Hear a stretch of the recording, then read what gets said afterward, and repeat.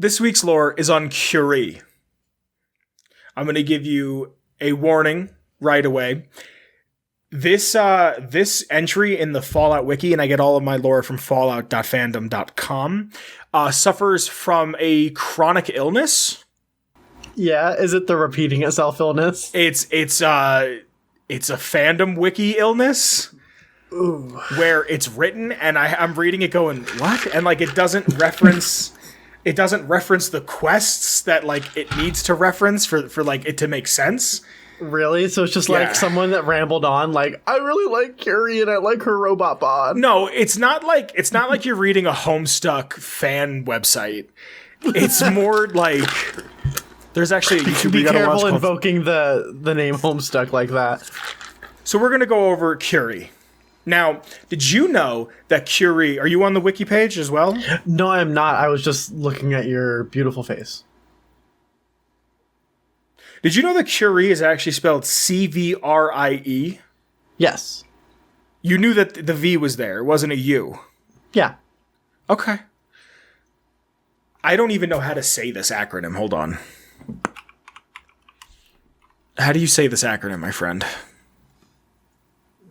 Slob on my knob. What? For Curie? Yeah. The Contagious Vulnerability Robotic Infirmary Engineer? Yes. Okay. Curie's full name is the Contagious Vulnerability Robotic Infirmary Engineer, or Curie, as an acronym, but the V gets stylized to a U, much like the Romans. She is a Miss Nanny bot in Vault 81, designed to be the guardian of 81. She was to be responsible for preserving knowledge from 81 scientists. She's also in charge of making sure that everyone in the Vault was aware of the importance of the Vault's experiment. 81's experiment was to find a cure for all diseases. Which was a pretty lofty goal. I want to talk about how dumb of an idea that is. I'm not saying the idea of it from the story, like the people who wrote it, was a dumb idea. I'm saying from the perspective of Vault-Tec, how dumb of an idea that is. It's such an immovable object, you know? Like, you're never going to... And I guess that's kind of the point, is you put them in the vault, you work them till they die. You know what I mean? Like, that was probably the idea behind it, is like, who's going to go mad first? See how much they get done before they all die or go crazy. Yeah, who's going to go mad first? Because they're on the wiki, I didn't write this down exactly, but it says something that they are successful in the same way that Vault 3 and Vault 101 are. 3 was the Fiends one, so this is why I don't understand... I just don't understand what the fucking wiki means. Well, Bethesda doesn't have an accurate source or account. This is exactly what it says. It said this is exactly what it says on fallout.fandom.com/wiki/Vault81. Vault 81 is unique in the Commonwealth in that it is an active functioning vault. The former Overseer's terminal stored in the generator room. This success is not due to being more benign experiment like 101 or simply being a control vault with no experiment like Vault 3, but rather because the original Overseer actively sabotaged Vault-Tec's original mandate by refusing to conduct the experiments to fruition. I'm not a fan of how this wiki is just written. I just really am not. So Curie, she's not the same robot now that she was when the vault was first started, when the experiment was first starting to take place. And when they put there's an evolution of character. Yeah. With which Bethesda is known for, an evolution of character. How the Brotherhood in 3 and the Brotherhood in 4 have the same ending. You know. There's so many check marks on that bitch about Fallout 4 space. So the Overseer had sabotaged the plans, so the scientific staff didn't hear the sirens going off to get them to the vault. The only 3 people that became the scientists were Kenneth Collins, Jim Flint, and M. Burrows, who was an overachiever, and he was already there. Now, if I read this correctly, originally made it seem like there was only 3 people in the vault, and it was these 3 and Curie. Then when I read it, there's a residential population as well. Again, Curie's entry does not reference the 81 entry far enough. So I bought back and forth.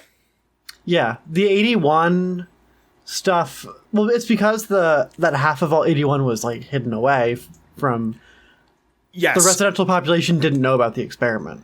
And I'll get into that. Yeah. So these three headed into research, and the area was sealed off. Being the only three of them, it's pretty much doomed the experiment, just being the three of them, but they had century of supplies, state-of-the-art tech, and Curie. They could still be a threat to the resident population. Now, they wanted to infect, if I got this correctly from bouncing back and forth, they wanted to infect the people in 81, and with like some kind of like retrovirus that took out other viruses, right? Here's the cold, here's the flu, here's this, here's that, here's AIDS. Like, they were going to pull a Ronald Reagan and just start injecting people with it. And I didn't know that they brought crack to the inner city. Oh, the inner vault. And then you get like vault rap, like gangster rap. All right, that's enough. So Collins modified and upgraded Curie from her being a... See, this says a custom Mr. Handy, which, if I remember correctly, Miss Nannies were just different paint job Mr. Handies.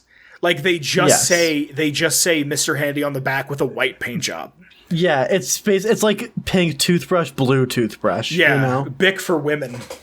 Yeah. This modification, this upgrade, transformed her from just a custom Mr. Handy to a full-on, I have written here, a full-ass lab assistant. To make her more lifelike, he installed great works of literature into her personality. Kant, Einstein, Bohr, Darwin, Curie, the real one, Faraday, Turing, and Braun. That made me think, imagine a robot with the understanding of a Turing test. Oh my god. I never even considered that. Right? Like, wait, I can pass this. You know what I mean? Mm-hmm. So, this is how the V became a U, essentially. Mm-hmm. Overseer, and I want you to read this one with me, Ovlet? Olivia Ovlet, I'm guessing, her last name? It's Olivet. Olivet? That's her last name. Yes. Olivet. That means her name is like Olivia Olivet. It's not a great name. That's the kid that gets picked on. Was mortified by all of this. Now, the three scientists in Curie had access to the nozzles to release pathogens into the other dwellers. This would later lead to a mishap with the mole rats. Now, I think this is where they directed all of the nozzles, again, going back and forth. We're not doing the lore on 81. We're doing the lore on Curie. So I'm not super concerned with 81. I think they directed them to where the mole rats were, and I think that was a common problem, if I remember correctly, with vaults were mole rats and rad roaches. Just roaches in general, and then radiation and whatnot. Inside the part of the residential quarters, the overseer tampered with the delivery nozzles. The scientist began to notice this. When they saw this, they threw the computer that interfaced with the nozzles into the reactor chamber so that nobody could mess with them to hurt anybody. So no one could put Febreze through the air system anymore. Pretty much, yeah.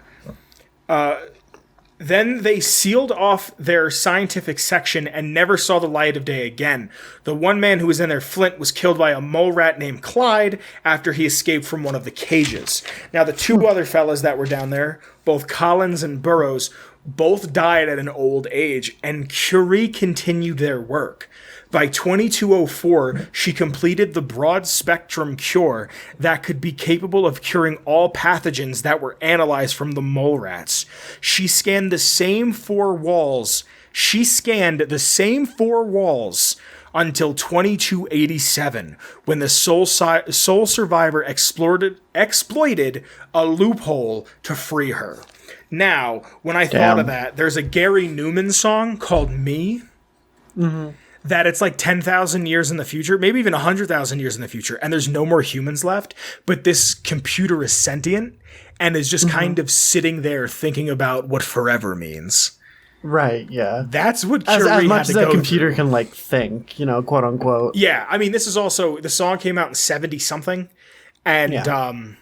I Have No Mouth and I Must Scream, which is a book that I'm trying to get my hands on, and I can't, and we're going to talk about it later. That came out, and that was a huge inspiration, because that's a book about AI. It's actually a book about AI, and the computer in its name is AM. Really? How wild is that? That is pretty cool. I forget what AM stands for, but yeah, they like predicted AI in the book. So that's pretty much Curie. I'm not going to go super into her quest. I never really do.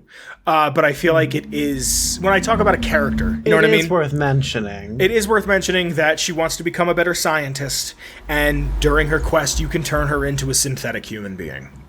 Which I thought was a really cool feature. Sure.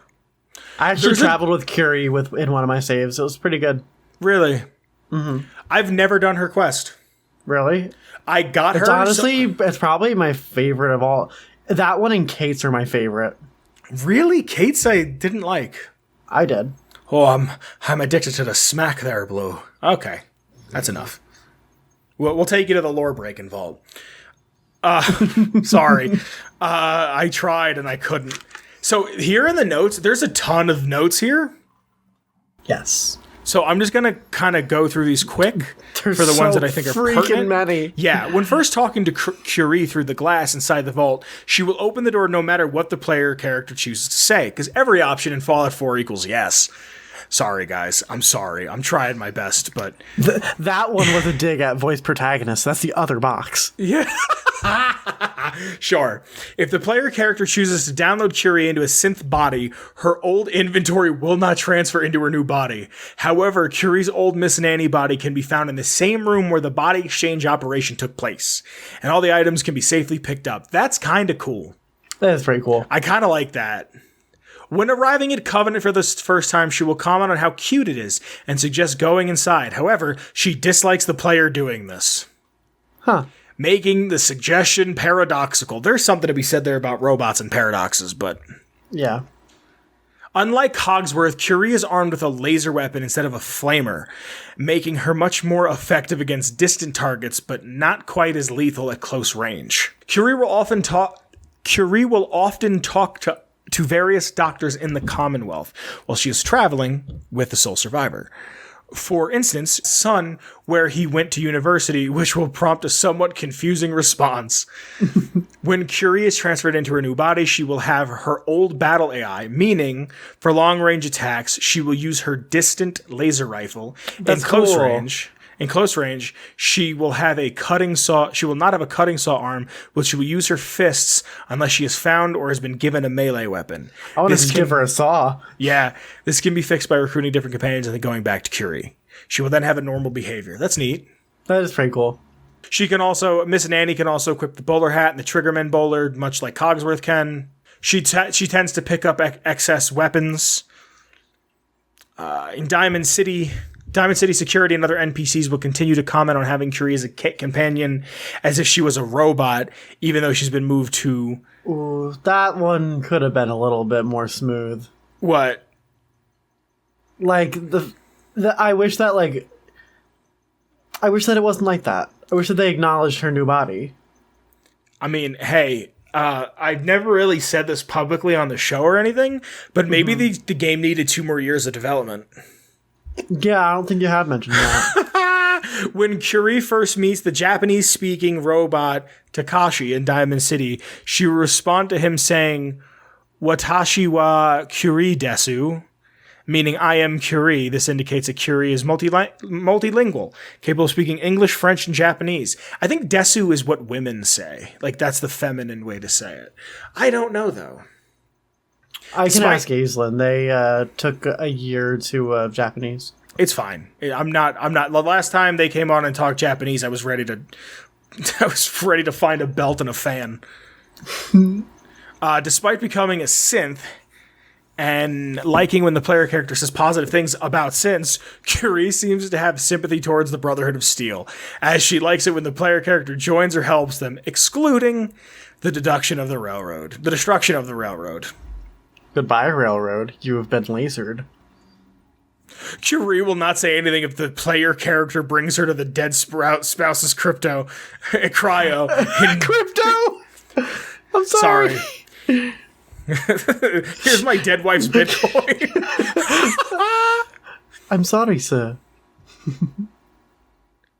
When talking to Mo Corin in Diamond City about what baseball actually is, she will correct him on how baseball was played, mentioning RBIs and batting averages. That's fucking funny. That's pretty cool. That's one of my favorite parts of Diamond City is when the guy's like, they'd get into the middle of the ring with swatters and beat the shit out of each other.